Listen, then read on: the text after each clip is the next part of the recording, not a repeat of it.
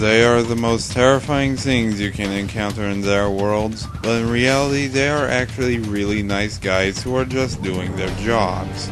Grim, the Reaper, and Jack Skellington, the Pumpkin King. I'm one fish mob, and it's my job to see who would win in a fight.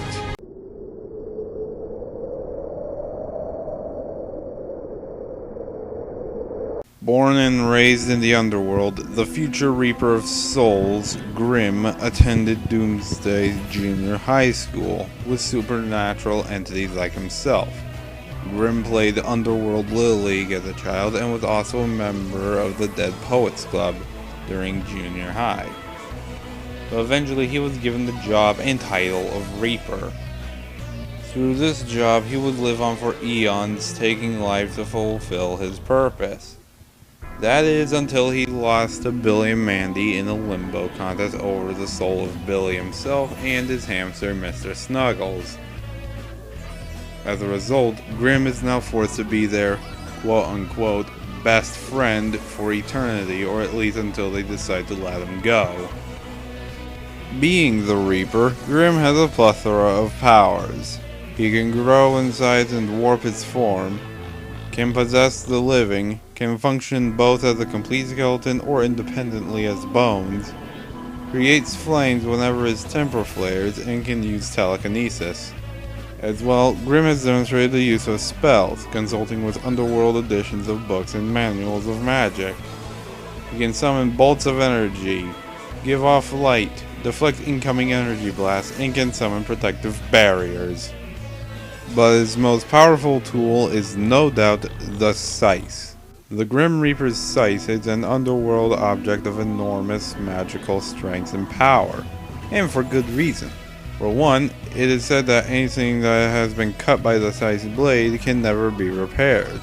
It can be used to open the rifts to the other side, can cut through the fabric of reality itself, but in the end, its main purpose is to open the way for the soul of the recently deceased to pass through.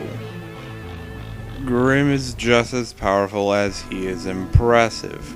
He is an expert executioner. He lives out his only fear every day. He is immortal and has been destroyed multiple times and came back fine. But just because he is immortal, it doesn't mean he's invincible. His scythe holds him to his promise to be Billy and Mandy's best friend, can have his scythe tricked or swindled out of his possession. His scythe can be overpowered if it is first turned into a snake, then turns against him, and all of the most prominent of Grim's powers stems from his scythe and is usually rendered powerless when disarmed. But either way, Grim will have to use all of his underworld expertise to win this fight.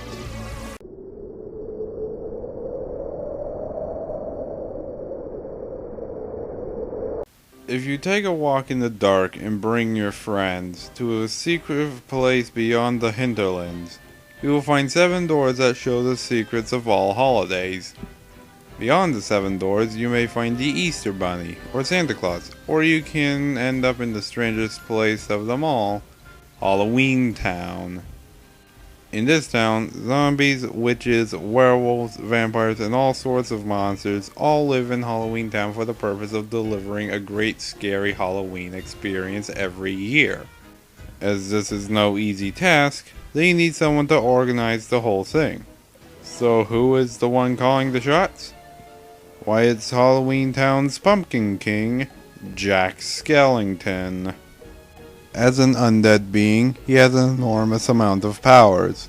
One major advantage that most other Disney protagonists don't have is his near invincibility. He can reattach dismembered body parts or can control these parts with his mind. Being the Pumpkin King, Jack can be utterly terrifying up to the point that his scares can deal physical damage. Since he has no muscles or organic tissue weighing him down, he is incredibly light on his feet and can perform great leaps and bounds through the air. Despite having no muscles, he has no issues lifting glass containers, presents, or the rotund child of the corpse family. As well, in Kingdom Hearts, he was shown to be an experienced mage. He can use fire, ice, electricity, and can use magic to control gravity. But he is no stranger to physical attacks. He's able to use his dance moves as attacks by twirling about and striking with his legs or knee slides. His skeletal fingers can be used like claws to slash at enemies, and when he is lit on fire, he is able to breathe fire and create fiery blasts. But he doesn't just use magic or physical attacks. He has a crud load of equipment. As Santa Jack, he can throw Christmas presents that can freeze enemies on impact and can summon massive hail from the sky. Other tools he has is a grappling hook, a frog gun, a bat boomerang, pumpkin bombs, and a jack-in-a-box that works like a punching glove. But his most powerful tool is no doubt the Soul Robber. The Soul Robber is a slimy gel-like life form created by Dr. Finkelstein. Jack can use the Soul Robber as an extension of his own hand to grab distant objects or any nearby enemy that crosses his path and then beat that enemy with another enemy. He can also expand the Soul Robber and crack it like a whip to swing to distant places. He can also change its shape to be used as a spear, a mace, a bat, and even a scythe, or swipe enemies' weapons away from them. As well, the Soul Robber is capable of damaging and even destroying undead monsters such as skeletons and ghosts. If Jack didn't sound impressive before, then this will make him sound even more impressive. He was able to take over Christmas, survive being shot down from the sky by an anti-air missile, joined forces with Donald Duck, Goofy, and Sora, saved Santa Claus from the mess he brought him into, and managed to get rid of the menace of Oogie Boogie twice. But much like his opponent, he is not immortal. He can be unbelievably dense and hard-headed at times. His tactics usually revolve around scaring people, and Jack has said that for him to die, his bones would have to be ground to dust. But either way, Jack will have to use all of his experiences to win this fight.